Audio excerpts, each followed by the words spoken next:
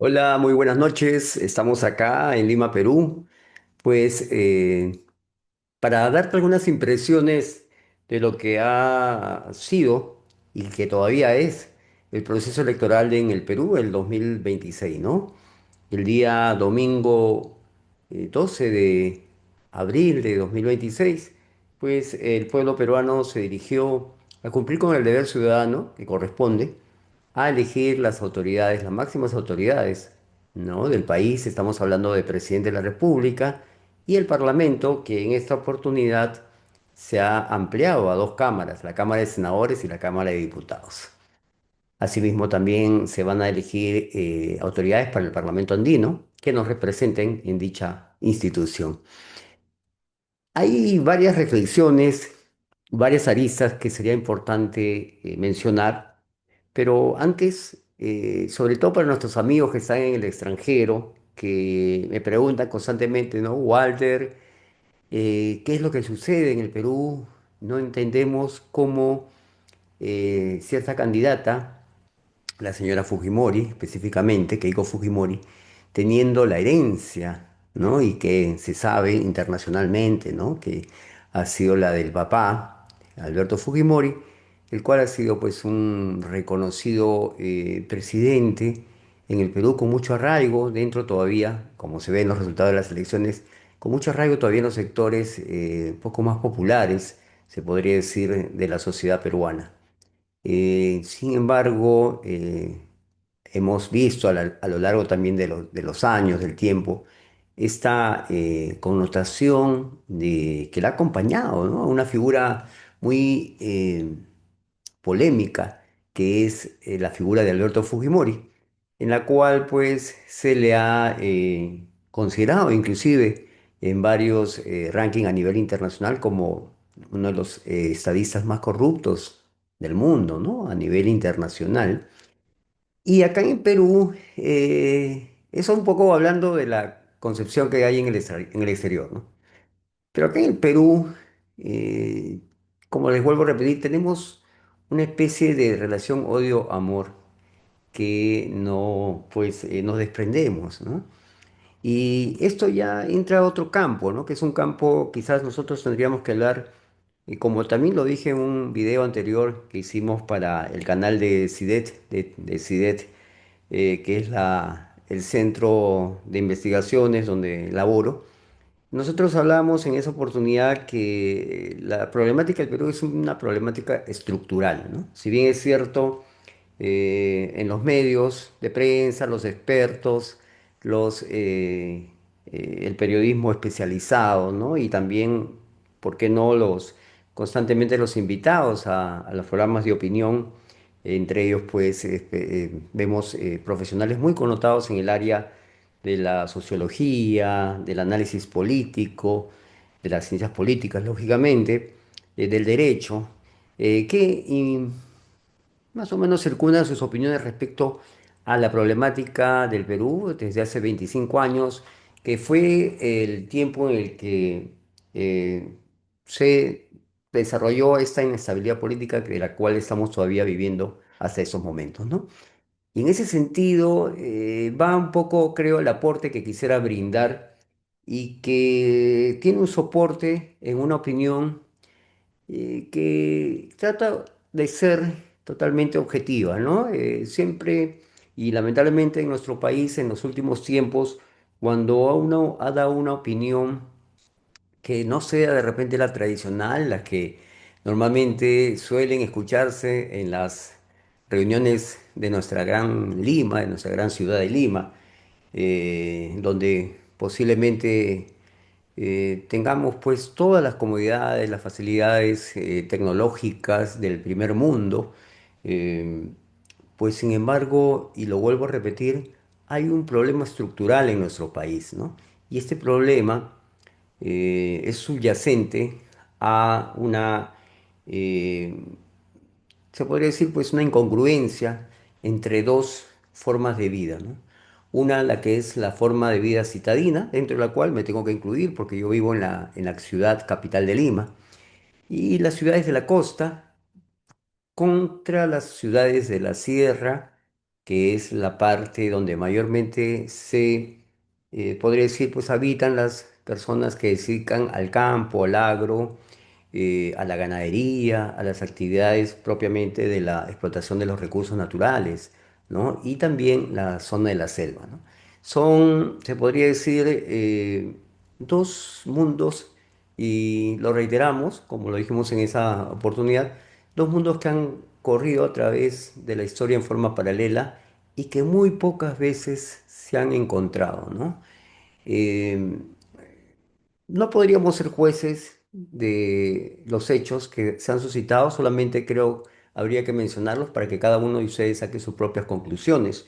Pero a lo largo de la compleja historia del Perú ha habido desencuentros, tales como el primero, que se dio justamente con la llegada de los conquistadores, como se le llamó, a los españoles que llegaron a tierras de lo que actualmente es el Perú, ¿no? Fue una conquista no pacífica, una conquista de armas, ¿no? De guerras, y que trajo como consecuencia la sujeción de un gran imperio, una gran civilización conocida como el Imperio Incaico. Esto más o menos estamos hablando de mediados del siglo XVI, 1535 aproximadamente, cuando Francisco Pizarro se encuentra por vez primera en Cajamarca con el Inca Atahualpa. Este hecho histórico marcó el encuentro de dos mundos, se podría decir así, como también se le ha llamado, pero a la vez para el interés nacional, para lo que nosotros tratamos de desarrollar como una idea primigenia, ha sido el punto, creo, de partida para todo lo que ha venido posteriormente suscitándose en estos más de 200 años de vida republicana, ¿no? Nosotros hay que tomar en cuenta que como Perú, como nación peruana, surgimos a partir de 1821. Sin embargo, las bases de esta nación, ¿no? Descansan, reposan en ese legado milenario, ¿no? En esos, eh, inclusive, más de 4000 años, ¿no? De antigüedad. De acuerdo a los últimos hallazgos que se han desarrollado y se han encontrado en diversos pueblos del Perú, que han denotado esa antigüedad, ¿no? Lo cual pone a la civilización inca en un estadio similar a grandes civilizaciones de la antigüedad, ¿no? Como las más antiguas, ¿no? Inclusive a la altura de la cultura china y de las culturas del Medio Oriente también. Entonces nosotros, volviendo al tema, queremos tocar, creo que esta parte porque es muy importante para los que no, bueno, no son de mi país, ¿no? Y también para los que son de nuestro país, porque no se tiene muy claro ese concepto, ¿no? Y a partir de unas, se podría decir, visiones muy cortoplacistas o muy restringidas, se quiere acarrear toda esta problemática que estamos viviendo de inestabilidad. Ustedes saben, en un periodo de 8 años, 10 presidentes, ¿no? Es algo inverosímil, ¿no? Algo que no se ha dado o no se da, creo, normalmente en cualquier país, ¿no? Y entonces, achacarle el problema a los últimos 25 años, yo creo que es una visión totalmente sesgada, totalmente, te podría decir, pues, de muy corto plazo y que justamente es plausible de cometer errores, ¿no? De tener una apreciación muy limitada y que no considera estos hechos importantes, básicos como el que estoy mencionando, ¿no? Nos estamos yendo a este momento de la historia del Perú en el cual se encuentran los dos mundos y a partir de toda esa etapa del desarrollo de la nación, pasando por la época colonial, virreinal, luego pasando por el proceso emancipador, la independencia, los primeros años de la República, en los sucesos que tuvimos durante el siglo XIX, grandes sucesos como fue hubo un intento de reconquista de España para las colonias y se libró una última batalla para sellar la independencia de nuestros países en el combate 2 de mayo, ¿no? En el Callao, ¿no? Ese día, el 2 de mayo de 1866, lucharon por Perú en un solo frente, un solo ejército, soldados de Chile, soldados de Ecuador, soldados de Colombia, Argentina y supuestamente inclusive también tenemos entendido que muchos voluntarios de Centroamérica pelearon, puesto que hubo un intento, se podría decir, de volver a España añoraba nuevamente, parece, o en todo caso los reyes de aquella época añoraban nuevamente pues conquistar la preciada, el preciado bastión, ¿no? Que era el Perú, ¿no? Con todas sus riquezas, el oro, la plata, ¿no? Muy pues a la par también del famoso dorado de Colombia, ¿no? Estas, se podría decir, algunos relatos, ¿no? Que se crean en torno a toda la riqueza pues que tenían en la antigüedad los antiguos peruanos, las civilizaciones precolombinas. Entonces, vemos que a lo largo de todo este tiempo y todo este periodo que estamos analizando, que es un lapso, estamos hablando de 1535 a 1821 en primer término, fueron 3 siglos prácticamente de dominio español en el Perú o en territorio peruano, de lo que es actualmente Perú, que en ese tiempo se denominaba Virreinato del Perú. Y luego de 1821, estamos hablando del siglo XIX, a la fecha, que son más de 200 años de vida republicana, estos problemas, este desencuentro entre los dos mundos, cons- en lugar de absorberse, de compenetrarse en todos los aspectos, se podría decir en aspectos, sobre todo los aspectos culturales, ¿no? Que son los principales, porque son los que van a regir las demás actividades, ¿no?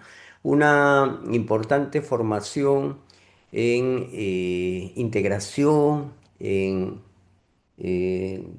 en algunos valores también importantes del respeto por las costumbres, las tradiciones de los pueblos, es importante de cara a una convivencia pacífica, armoniosa y sobre todo que pueda luego ser un eje sustantivo para que esto se convierta pues luego en una nación, ¿no? Y ese también es otro de los grandes problemas y complejos problemas que posee el Perú, ¿no? Que no se ha consolidado la nación peruana, ¿no? Existe un país, exactamente, actualmente con 33 millones de habitantes, pero no existe una nación. Existe un gobierno del Perú, existe un Estado del Perú, pero básicamente no existe una identidad que esté arraigada en todos los habitantes de este lugar llamado Perú. Y esto lo decimos con, de repente, no con mucha, con una conclusión, ¿no? A un aspecto de análisis muy pormenorizado, concienzudo, de lo que es la sociedad peruana. Esta intromisión, se podría decir, en la vida del mundo andino, del mundo occidental, trajo como consecuencia una serie de desbaratamientos, ¿no? Desajustes de la vida del antiguo poblador peruano, ¿no? Del antiguo poblador andino, puesto que de Occidente llegaron, por ejemplo, en primer término, llegó la cultura, la cultura occidental, ¿no? Filosofía, letras, humanidades, ¿no? Llegaron todas las ciencias, la tecnología también, que hasta ese momento se estaba dando en el viejo continente, en Europa. Y también, ojo, llegó también la religión católica a través de todos los sacerdotes de las diversas órdenes que llegaron en primera instancia, ¿no? En esas expediciones de Francisco Pizarro.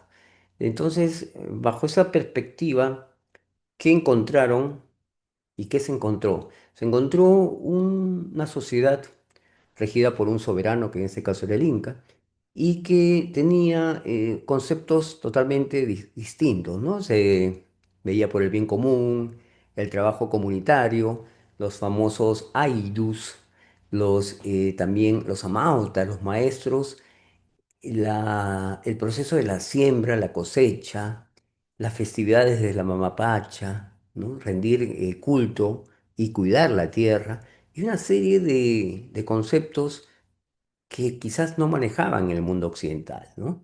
En esa época, ¿no? Se respetaba mucho eh, la defensa de lo natural, ¿no?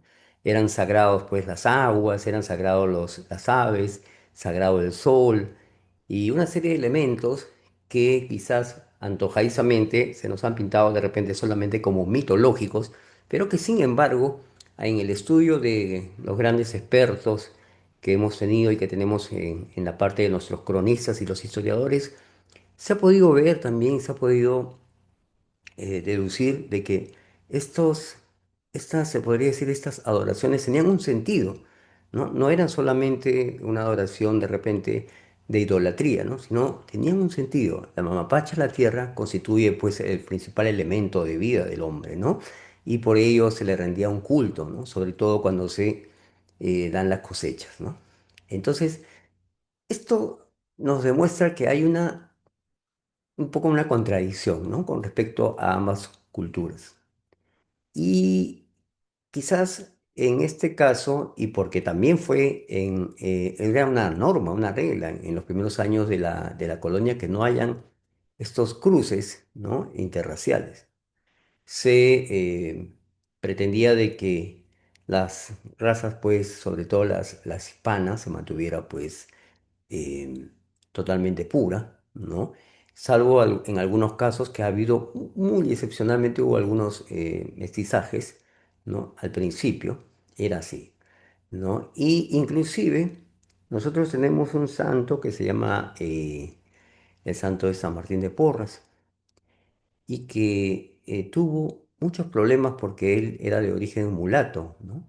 Y su padre era español, la madre era africana, ¿no? De descendencia africana, y por un tema de la configuración esquemática de la colonia, no hubo o no existió en ese momento una posibilidad eh, de que pueda desempeñarse el hijo de esa unión en forma normal dentro de la sociedad, ¿no? Había mucha discriminación, inclusive tenía que ser negado por el padre y era muy posible inclusive que el padre perdiera pues sus títulos, su credibilidad, ¿no? En algunos casos hasta era excomulgado. Entonces, acordémonos que en esa época estaba en pleno ejercicio la Santa Inquisición.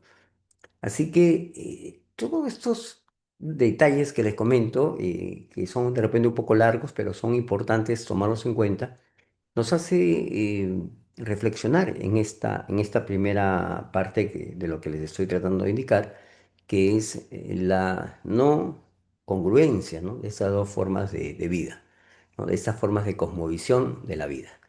Entonces, han pasado el tiempo, han pasado los años, y esto en lugar de tener finalmente eh, una, de alguna manera una unión, absorber cada uno de lo mejor que de repente que podrían tener y luego hacer una sola identidad, no se ha dado. No se ha dado por razones de carácter social, algo como lo que le mencioné, que perduraron algunas cuestiones de la colonia hasta el tiempo de hoy, ¿no? Existe eh, mucho en la parte de nuestra aristocracia, se podría decir, o las clases altas de Perú, existe mucho desprecio hacia lo andino, hacia los caracteres oriundos, aborígenes, ¿no? Entonces, eso es un papel también que se tiene que tomar en cuenta porque es de alguna manera un racismo, pero más se podría decir un racismo asolapado, ¿no? No, no se dice directamente, no se fomenta directamente, pero sí subsiste, ¿no? Y eso se ha dado en diferentes casos que hemos podido comprobar durante, pues, en la convivencia ya, ¿no? Posteriormente en la época republicana. Y entonces, nosotros creemos de que en esta parte el principal problema y la estructura que nosotros podemos encontrar acá es que a pesar de luego los 200 o más de 200 años de vida republicana, esto no llegó a concretarse. Ha habido algunos intentos, eso sí es cierto, y hay que mencionarlo, como en la cuestión de la gastronomía, en la cual se le da un valor internacional inclusive, ¿no? A la gastronomía. Y todos sabemos que la gastronomía responde pues a recetas de todas las regiones, ¿no? No solamente Lima participa de ello. Estamos hablando pues de la región norte, la región sur, la región centro, la selva, oriente, ¿no? Y todas las poblaciones, que cada una de ellas trae su propia cultura, su propio bagaje, ¿no? Y eso ha hecho que el boom de la gastronomía pues pueda tener una variedad, ¿no?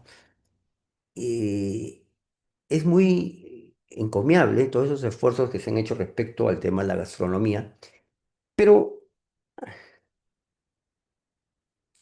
ay, disculpe, pero también hay que tomar en cuenta que no solamente la gastronomía, ¿no? Puede definir los rumbos de una nación, ¿no? ¿No? Quizás el arte también en algunos casos, ¿no? En algunos casos, ¿no? No vamos a generalizar, creo que es un poquito más débil que la gastronomía. Y la música también en forma más tenue y posiblemente nada más, ¿no? Estamos completamente seguros que nada más. Las letras tenemos, sobre todo tenemos, por ejemplo, dentro de nuestros máximos autores, como Mario Vargas Llosa, por ejemplo, o Julio Ramón Rivero, o el mismo Bryce Echenique, que acaba de fallecer, pues tenemos una suerte de predilección, ¿no? de los medios y todo por estos autores.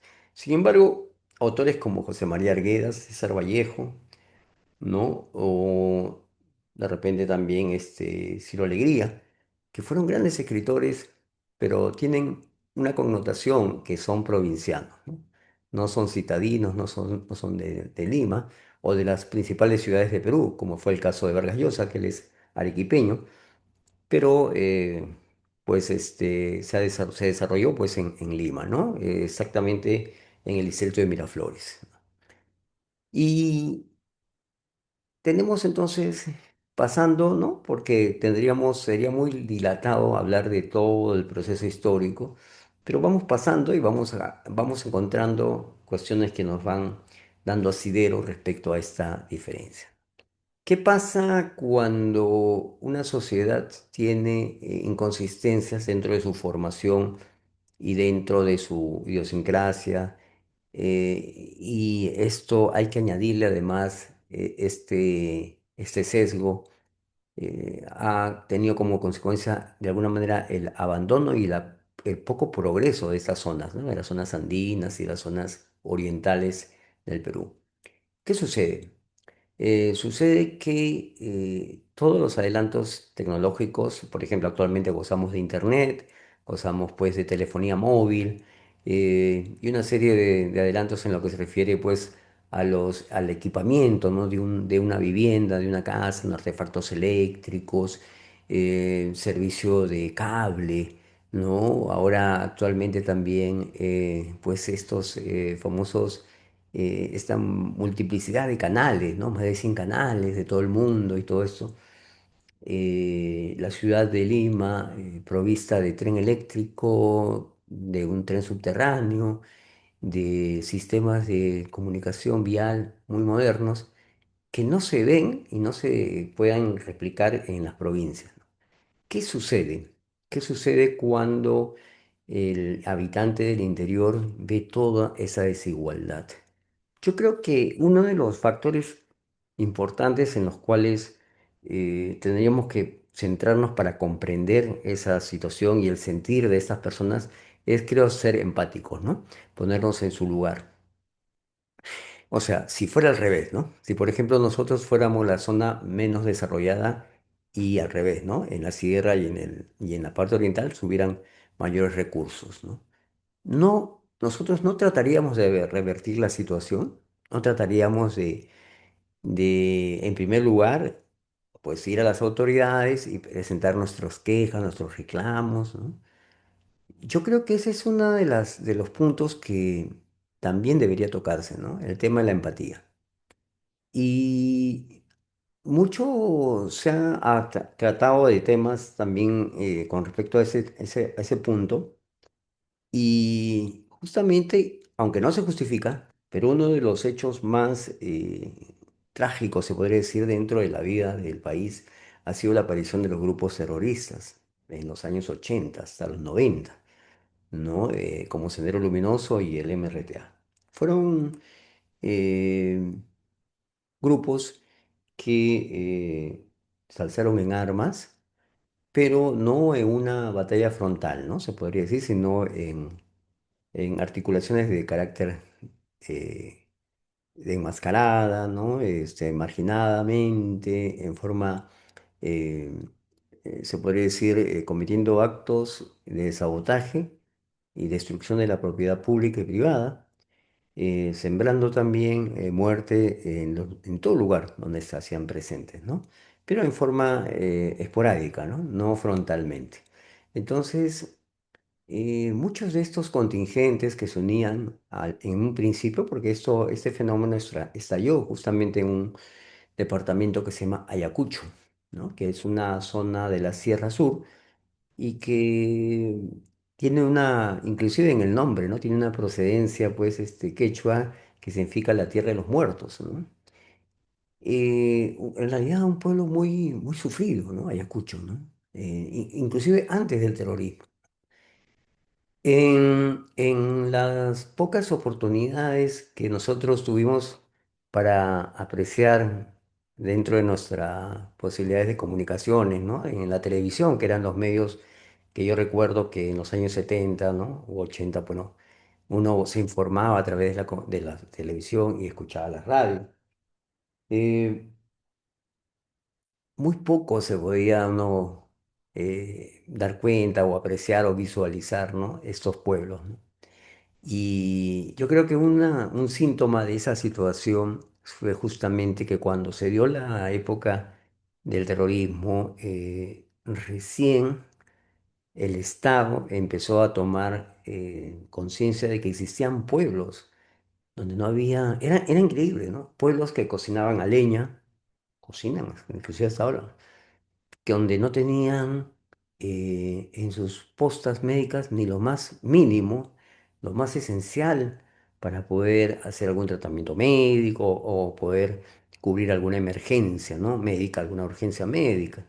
No tenían lo básico, ¿no? Para poder vivir, ¿no? No había luz, no había agua, no había desagüe, no había educación, no había colegios, todo totalmente rupestre, todo como si estuviéramos hablando, como si el tiempo no hubiera pasado por allá y se hubieran quedado, por ejemplo, en el siglo XVIII o XIX, ¿no? ¿No? Entonces, creemos nosotros que, si bien es cierto, nada justifica la violencia y la muerte, pero debemos ser conscientes y también las personas que somos citadinas y sobre todo las personas que tienen mayor influencia dentro de la sociedad, dentro de nuestro país, que son este grupo empresarial, porque hay un grupo empresarial muy fuerte, deben ser conscientes de esa problemática, ¿no? Si no somos conscientes de esa realidad, de esa situación, todo lo que se puede hacer con respecto al desarrollo macroeconómico, mantener una estabilidad en lo que se refiere a la parte de la moneda, ¿no? Que es una moneda muy fuerte y es correcto, mantener un índice de inflación controlado, los números en azul, pero si ese balance positivo no baja hacia los segmentos menos favorecidos de los cuales estoy refiriendo, entonces cualquier desarrollo es solamente un espejismo. Y en los últimos años, con la aparición de diversos partidos políticos, posteriormente ya el fenómeno terrorista, ¿no? Ya en democracia, luego también de pasar la dictadura de Fujimori, sucedieron una serie de partidos políticos donde de alguna manera ya no estaban los tradicionales, ¿no? Estamos hablando del APRA, Acción Popular, PPC, que eran partidos, si bien es cierto, pues partidos legendarios, ¿no? De muchos años, pero ya llegaron desgastados en esos años, ¿no? Entonces, también por un tema de recambio generacional, porque los principales líderes murieron, ¿no? Y surgieron movimientos, dentro de ellos el Fujimorismo, ¿no? Que es uno de los movimientos, se podría decir, que captó al principio de los 2000 todo el descontento popular, ¿no? Y con una estrategia bien montada en el primer gobierno, Fujimori pudo controlar la economía en un primer término y después realizó una serie de programas que apoyaron, ¿no? A los lugares menos favorecidos. Y todo muy bien en el primer gobierno. Lamentablemente, en el segundo gobierno ya no pudo mantener esa línea de transparencia. Y bueno, finalmente pues eso terminó en todo lo que ya conocemos, ¿no? Con la aparición del asesor Vladimiro Montesinos, con la explosión de todos los estos Vladivideos que se llamaron y que era una suerte de eh, una, como un, ahora sería pues como un programa de estos de entretenimiento, ¿no? Que salen pues por capítulos, ¿no? Y donde por capítulos veíamos que todas las autoridades principales, dueños de medios de prensa, de prensa hablada, escrita, televisión, empresarios los más importantes del país, políticos, todos pasaron por una salita y Montesinos lo filmaba recibiendo sobornos, que fueron sobornos millonarios a favor del régimen fujimorista, ¿no? Y luego también la relación que se le achacaba con respecto también a los principales narcotraficantes de la época, la droga en el avión presidencial, ¿no? La huida posiblemente de Fujimori, la renuncia por fax en Japón, ¿no? Estos temas y muchos más que fueron respecto a ello, lograron de alguna manera pues opacar ya esa buena imagen que había logrado en el primer gobierno, ¿no? Entonces, el Fujimorismo fue de alguna manera un movimiento que recaló todo el descontento popular. En los años 2000, eh, la, se podría decir, la popularidad de Fujimori, pues no bajó con esto, ¿no? Y fue increíble, ¿no? Porque posteriormente se le juzgó, se le trajo, nuevamente se le extraditó. Él intentó regresar, pero luego fue capturado en Chile y se le extraditó a Perú y se le hizo un proceso pues también muy emblemático, ¿no? En el cual se le condenó, la justicia peruana lo condenó y él estuvo purgando cárcel, prácticamente era una cárcel, pues ya una condena a perpetuidad. Solamente salió ya muy anciano y hace poco que falleció, ¿no? Por un indulto. Pero sin embargo, a pesar de todo lo que he narrado y muchas cosas más, ¿no? Porque hay temas de derechos humanos de por medio, y ahí la pregunta, ¿no? Me preguntan siempre, Walter, ¿qué pasa con el tema de nuestros amigos peruanos, ¿no? ¿Por qué, a pesar de tener todos los antecedentes y de saber lo que es Fujimori y el Fujimorismo a nivel internacional y lo que hizo, ¿no? Con respecto, por ejemplo, a temas de violación de derechos humanos, con respecto al tema de la corrupción, con respecto a temas de narcotráfico también que se le asoció? eh, y lógicamente el tema también pues de los desmanejos, ¿no? De copar todas las instituciones públicas, las instituciones tutelares, ¿no? El Tribunal Constitucional, el Poder Judicial, el Ministerio Público, todos los las instituciones más importantes las monopolizó y las hizo a su servicio, ¿no? Ya no eran ya instituciones autónomas que tenían que cumplir una función dentro del Estado y para la ciudadanía, ¿no? Eran instituciones de él que solamente le servían a sus fines, ¿no? Lo cual, pues, lógicamente creaba una realidad de impunidad, ¿no? A todos los delitos, a todas estas asociaciones ilícitas, ¿no? Que ellos tenían a través de las contrataciones públicas, a través de la explotación de los recursos, de la venta de empresas privadas a precios, como dicen, pues, de ganga, ¿no? A precios de oferta. Entonces, es mucho, ¿no? Lo que hay que decir y hablar respecto a ello, ¿no? Y eso de repente también es la duda de los maestros, catedráticos, amigos, mandarle un saludo desde acá a todos ellos. No me dejan de consultar, no me dejan de llamar, de preguntar qué pasa en Perú, qué es lo que pasó, por qué sucede esto, por qué esta persona que es la hija, ¿no? de un dictador, ¿no? Estamos transmitiendo directamente lo que nos preguntan, ¿no? No estamos nosotros haciendo un juicio.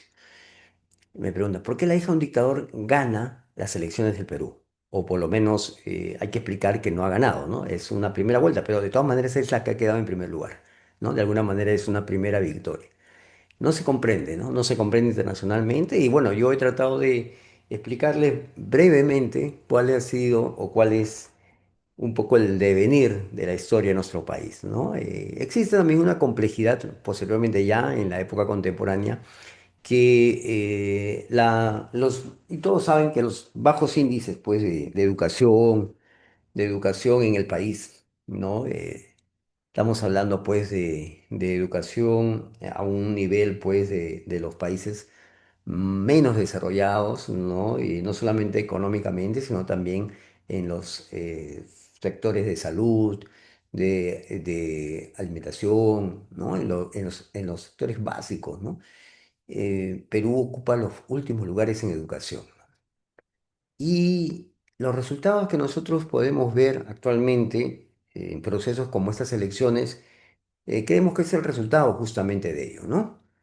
¿Qué pasa? En todos lados el clientelismo político pues es obviamente conocido y reconocido porque en todas elecciones pues los candidatos ofrecen, los candidatos pues se presentan de la mejor manera posible, como dice, enamoran a sus posibles electores, ¿no? En el caso de Perú también sucede eso, pero hay una adicional que hay que considerar acá. Nuestra gente, por la misma idiosincrasia andina, como les comentaba, ¿no? Esta forma de querer mucho. El pueblo peruano es un pueblo muy noble, ¿no? Pero es a veces en cierta parte apacible. Entonces, esta forma de recibir con los brazos abiertos a todo el que llega, imagínense un candidato llegando a un pueblo, ¿no? Tendría que ser un candidato que sea muy repulsivo o que le hayan hecho una contracampaña para que la gente no lo reciba bien. Se han dado el casos, pero son en los menos. Pero en la mayoría de casos, el hecho de regalarte un polo, un llavero, un calendario, ¿no? O de repente ahora últimamente lo que están haciendo es hacer una fiesta para todo el pueblo, toda la ciudad, con el mejor grupo, el grupo de moda, ¿no? Y hacer que todos vayan a esa reunión, ¿no? Y quizás también, ¿no? Ofrecer licor, cerveza, ¿no? Y darle, como se dice, pues circo, ¿no? Al pueblo, ¿no? Es una de las cuestiones que siempre se ha uno cuestionado, ¿no? Porque es como que estuvieran comprando el voto, ¿no? Y así, y a su vez, por consecuencia la conciencia, ¿no? Y la pregunta es también si la conciencia tiene algún valor, ¿no? Está tasada con un precio, ¿no? Y esto en la medida de que uno ha desarrollado su sentido de análisis, se ha cultivado, ¿no? Tiene kilometrajes de lectura, ¿no? Puede ser a través de los estudios o también puede ser autodidacta, pero de alguna manera es, ¿no? Y si lo fuera, sería mucho más difícil que cualquier persona te quiera comprar, en primer lugar, la voluntad y la conciencia, que es lo más, creo yo, valioso, ¿no?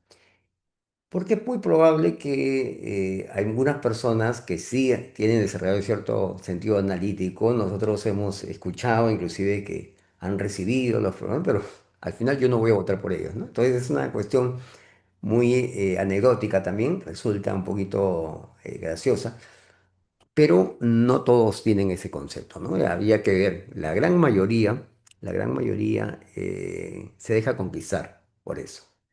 Entonces, la poca información, la poca avidez de lectura, también de que uno mismo pueda agenciarse, ¿no? De información, ¿no? Ahora que tenemos tanta información por todos los medios digitales, sea por nuestro celular, o sea por la laptop, o en algunos casos por la computadora. Pero yendo al caso ya más popular, ¿no? ¿No? Porque hablamos de laptop, hablamos de computadora, estamos hablando ya de repente de que no todos podrían tenerlo, ¿no? Pero un celular, ¿no? Un celular creo que todo el mundo tiene, ¿no? Tanto los que podrían tener recursos como los que no. Y en ese celular vienen actualmente pues las redes, ¿no? Es lo primero que se pide.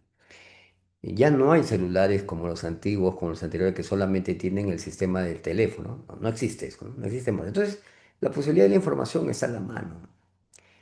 Pero acá hay otro tema, ¿no? Ya que estamos hablando del tema educativo, está el tema también de este trabajo que se hace a nivel de los medios de comunicación, ¿no? Que es un trabajo encriptamiento, ¿no? De la realidad, ¿no? Y a través de la realidad también de poder obtener un análisis y un sentido de raciocinio adecuado para cualquier ser humano, ¿no?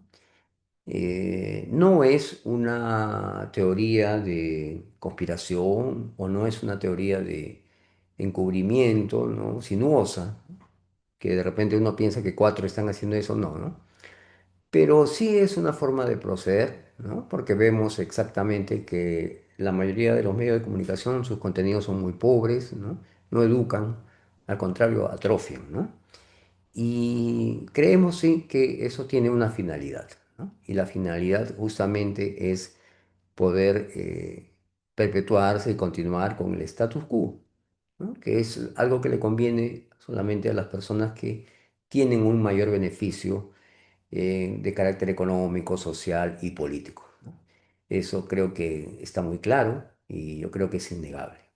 Y más en países como el Perú se da, ¿no? Donde es muy fácil, el ciudadano expresa fácil, puesto que, como lo volvemos a repetir, el nivel educativo es muy pobre, el nivel de investigación científica, o medianamente una investigación o un acopiamiento de datos, ¿no? Bibliográficos, o llámese a través de libros o a través de contenidos de programas de televisión o radio que sean medianamente pues, importantes, es nulo, es nulo. Entonces, finalmente el elector vota por instintos, vota solamente por simpatías, ¿no?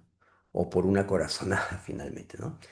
Y entonces yo con esto quiero decirles de que posiblemente ese sea uno de los factores que ha incidido en que se den estos resultados, ¿no? Actualmente pues estamos nosotros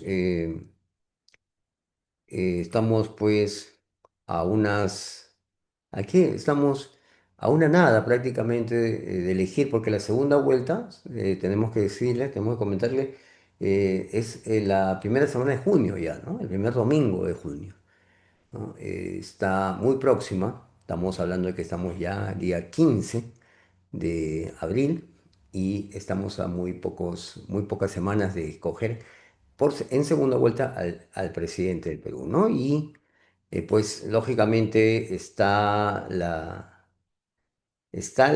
posibilidad, ¿no? De que sea elegida la señora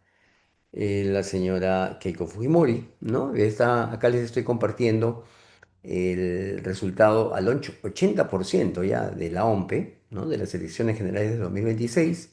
La OMPE es el organismo peruano para el tema de la organización de las elecciones, ¿no?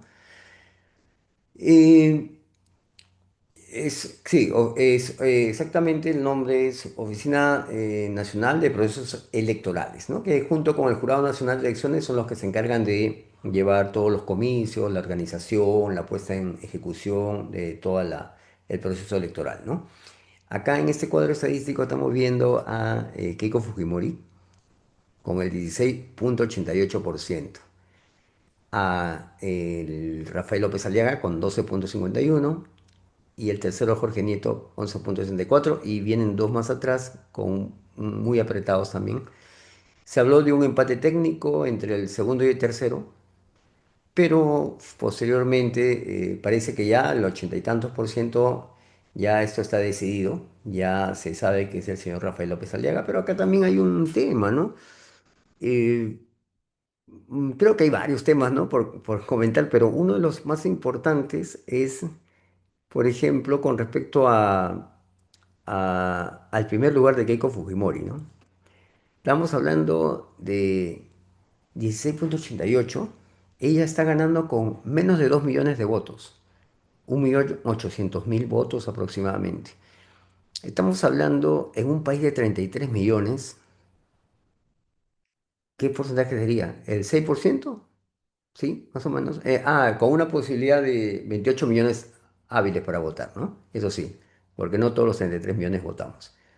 Con 28 millones hábiles, pero lograr, o sea, ganar una elección con este porcentaje tan pobre y también además con un caudal de votos de menos de 2 millones para una población de 33. es una cosa también, es una fenomenología para analizar. Y el señor López Aliaga, ¿no? Ambos son considerados del sector derecha, en este caso. Y en el caso del señor Rafael López Aliaga, ¿no? 12,51, que actualmente está pues ya prácticamente asegurada la participación de él en la segunda vuelta, ¿no? Nosotros queremos a ver si podemos compartirte una invitación, ¿sí? Para mañana, para hoy día ya, ¿no? Estamos ya 12:30 del nuevo día, para asistir a este curso internacional. Mañana vamos a tener la primera fecha, ¿no? En libertad de prensa, delitos contra el honor y autoridades públicas, ¿no? Yo creo que va a ser una muy buena oportunidad para poder tomar esos temas que son, creo yo, muy importantes y en los cuales hay además mucho material importante que nosotros podríamos conversar, debatir, analizar, ¿no? De qué tan importante es la libertad de prensa, hasta cuándo o hasta dónde puede llegar el derecho que uno tiene a expresar, a comunicar y cuáles son los límites para no atropellar justamente y vulnerar los derechos de otras personas, ¿no? Y estamos también tocando el tema de estos dos puntos con lo que son las autoridades públicas, ¿no? Porque normalmente se están dando casos en algunas autoridades, ¿no? De alto nivel, ¿no? Que de repente imbuidos con sus atribuciones, ¿no? De sus funciones, pues se piensa que están exonerados, ¿no? De respetar esos derechos, que es el derecho al honor, a la intimidad, ¿no? Al buen nombre, ¿no? Y que inclusive está tipificado en el Código Penal, ¿no? También como un delito, ¿no? Y ver también hasta dónde llega su libertad y hasta dónde llega la posibilidad también de que sus funciones le den esas prerrogativas de poder quizás excederse en algunos términos con respecto a funcionarios o a personas, tanto públicas como privadas. Muy bien, amigos, yo espero que lo que haya compartido el día de hoy en esta breve práctica, creo que hemos estado algunos minutos, haya servido en algo para dilucidar un poco cuál es la problemática actual en el país, ¿no? Hemos ido un poco analizando quizás los orígenes, ¿no? Muy remotos, pero necesarios tocar para conocer a la sociedad peruana, ¿no? Hemos tratado de sintetizar también algunas etapas de nuestra historia, con el ánimo también de que pueda ser más entendible la realidad, ¿no? ¿Por qué estamos nosotros, no dicen por qué estamos así? No, porque no estamos mal, ¿no? Gracias a Dios, ¿no? O sea, a nosotros nos dicen, ¿por qué Perú, a pesar de que tiene tanta inestabilidad política, es un país que no se cae en el aspecto económico? ¿Por qué Perú no mengua su economía, su actividad comercial, ¿no? Y esto se debe única y exclusivamente a la naturaleza del ciudadano, del habitante del Perú, ¿no? Pero estamos hablando del Perú del cual hemos hablado, ¿no? Del Perú profundo, del Perú andino, del Perú provinciano, ¿no? Tiene una mentalidad pues de mucho trabajo, de mucha dedicación, mucho esfuerzo, ¿no? Jornadas de 12, 14, 16 horas, 18 horas a veces, ¿no? Que luego tienen su recompensa porque son, como se le conoce acá, son emprendedores, son gente que sale desde abajo, ¿no? El mayor ejemplo, por ejemplo, hay muchos ejemplos, ¿no? Pero lo tienen en Gamarra, que es un emporio comercial conocido ya a nivel mundial, ¿no? Hay muchos ejemplos de gente exitosa que comenzó de la nada, ¿no? Pero que con trabajo pudo revertir pues esa situación en la cual también hemos hablado, en la cual los condujo el Estado y el Estado, el orden de cosas, este juego desigual, ¿no? De relaciones, eh, con unas reglas de juego que son adversas para las grandes mayorías. Y ese es uno de los secretos, creo, que tiene el Perú, su constante empuje, el empuje de su gente y también el ingenio que brota ante la necesidad, ¿no? Eso también es algo importante y que hay que indicar, ¿no? Que es una inventiva que no, nunca se acaba, ¿no? ¿Por qué? Porque justamente la crisis hace que esto suceda. Ya nosotros ya con el tema de la corrupción hemos trabajado mucho. Te podría comentar, les podría comentar, eh, amigo que me ves, que me vas a escuchar en algún momento. Hemos hablado, hemos trabajado tanto en el tema de la corrupción. Ahí en esa pantalla están pasando en algunas de las cosas que nosotros hacemos. Ya en el tema académico, científico, ¿no? Ahorita estamos haciendo una charla que era un poco más informal, pero no dejo yo de darle la seriedad y la valía que merece, ¿no? Porque estamos hablando pues de un tema muy serio también, que es la situación y el presente y futuro, sobre todo, ¿no? De un país, ¿no? Y de mucha gente. Entonces, en la corrupción, el tema de la corrupción, pues, lógicamente, se pueden decir muchas cosas, ¿no? De carácter, obviamente, de carácter jurídico, normativo, funcional, ¿no? Eh, Desde el derecho inclusive administrativo, ¿no? Funcional, pero para integrar los conocimientos, porque ustedes saben que el conocimiento no es solamente es derecho, no solamente es historia, ¿no? O sea, el conocimiento es uno solo y se integra, ¿no? Todas las disciplinas coadyuvan a luego tener una idea más coherente, ¿no?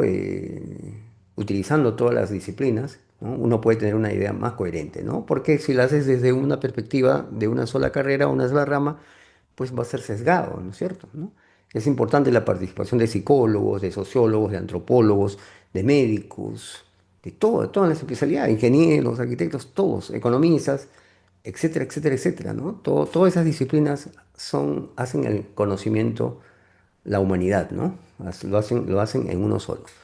Entonces, bueno, en el tema de la corrupción, lo único que nosotros hemos, una de las conclusiones arribadas en esto es que las cifras, porque se tienen que cuantificar las pérdidas que acarrea la corrupción, bueno, en países como Perú, por ejemplo, ¿no? Son millonarias, ¿no? Son millonarias, ¿no? Un país con bastantes recursos, ¿no? Un país rico, ahora con explotación de gas, ¿no? Exportación inclusive, ¿no? No solamente para el mercado local, sino también exporta, ¿no? Con petróleo, con minerales preciosos como el oro, la plata y el cobre, que también es uno de los principales productores a nivel mundial, ¿no? Globalmente es considerado como uno de los principales productores. Un país que tiene un alto récord de agroexportaciones, ¿no? La agroindustria en 2025 se disparó, se disparó. Entonces, todos esos recursos, todos esos millonarios ingresos, ¿dónde van? ¿No? Entonces, justamente hemos podido cuantificar, ¿no? La corrupción a través también de los trabajos de investigación del Ministerio Público, del Instituto Nacional de Estadísticas y de otras entidades que han hecho esas prácticas, ¿no? De cuantificar la corrupción. Entonces, ahí tenemos una de las marcas que nos dejan pues este tema, ¿no? Que no solamente es de repente, como le vuelvo a repetir, una parte, quizás solamente hablar del tipo penal, de peculado, de cohecho, de malversación, tráfico de influencias, abuso de autoridad, ¿no? Todos estos elementos que pues se enmarca dentro de los delitos contra la administración pública, los actos de corrupción de funcionarios públicos. Bueno, amigos, espero que pues hayamos pasado un momento, nos hubiéramos gustado mucho, creo que en otra oportunidad me dicen para abrir este tipo de temas, yo con mucho gusto, esperando pues siempre compartir algo de lo que sabemos o lo que opinamos y que estemos siempre en contacto a través ya de las actividades académicas oficiales, pero también a través de estos espacios que son también siempre importantes, aunque parezcan menos rígidos, pero siempre salen cosas buenas. Nos estamos viendo. Muchas gracias. Chao.